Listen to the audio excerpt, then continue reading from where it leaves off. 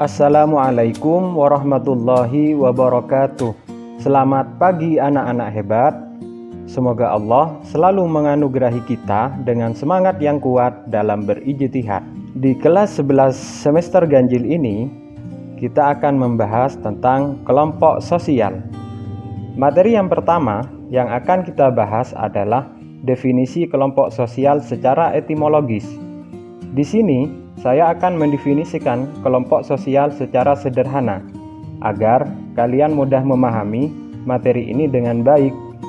Untuk memudahkan kita dalam mendefinisikan kelompok sosial, sekarang kita buat dulu indikatornya dari dua kata. Yang pertama yakni kelompok, sekumpulan orang, sekumpulan individu, lebih dari dua orang. Lalu yang selanjutnya dari kata sosial, hubungan sosial, saling berinteraksi, memiliki ikatan kebersamaan. Nah, selanjutnya yang akan kita bahas dari dua definisi dari para ahli sosiologi untuk membantu kita mendefinisikan kelompok sosial secara sederhana. Yang pertama, definisi dari Mayor Polak.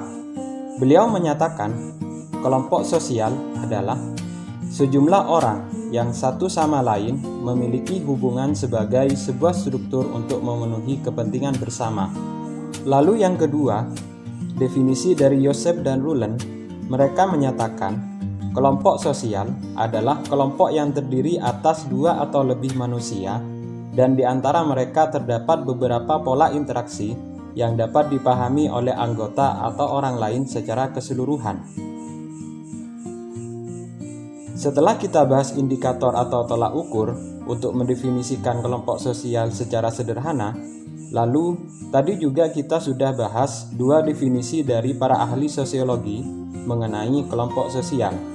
Sekarang kita simpulkan sama-sama, yakni kelompok sosial merupakan sekumpulan individu yang melakukan hubungan sosial dan saling berinteraksi untuk menciptakan kesadaran dalam diri masing-masing sebagai anggota atau bagian anggota kelompok tersebut. Pembahasan selanjutnya adalah 3 syarat kelompok sosial menurut Robert K. Merton. Kita bahas satu-satu ya. Yang pertama, kelompok sosial itu harus memiliki pola interaksi. Artinya, setiap individu yang tergabung dalam kelompok tersebut secara kontinu atau terus-menerus harus melakukan hubungan interaksi atau komunikasi. Lalu yang kedua, pihak yang berinteraksi mendefinisikan dirinya sebagai anggota kelompok. Maksud dari kata mendefinisikan, dia mengakui bahwa dirinya adalah bagian dari salah satu kelompok. Contohnya adalah kalian sebagai siswa dan siswi SMA Islam Al-Fattah.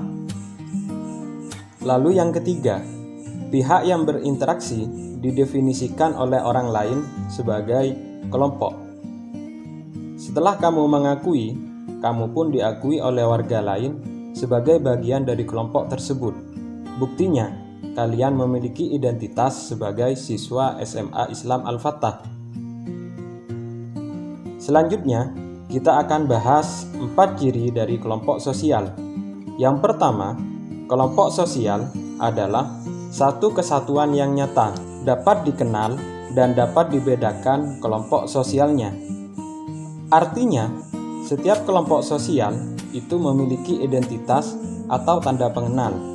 Contohnya, seperti SMA Islam Al-Fattah yang memiliki lambang atau logo sekolah. Yang kedua, tiap anggota kelompok sosial merasa memiliki kepentingan yang sama dan mempertahankan nilai-nilai hidup yang sama. Artinya, setiap anggota kelompok sosial itu mempertahankan nilai-nilai yang sudah turun-temurun diwariskan. Adanya di mana?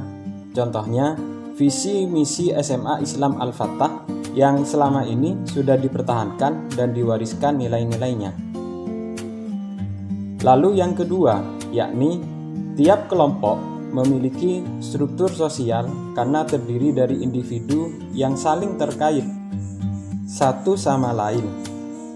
berdasar status dan perannya. Apa sih status itu? Status adalah kedudukan seseorang dalam sebuah kelompok atau struktur. Kalau peran adalah harapan orang lain terhadap status kita.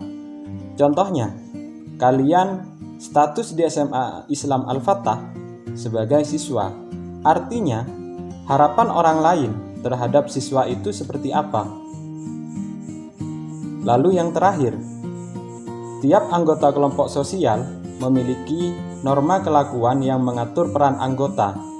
Jadi, setiap peranan anggota dalam sebuah struktur itu diatur oleh norma. Apa itu norma?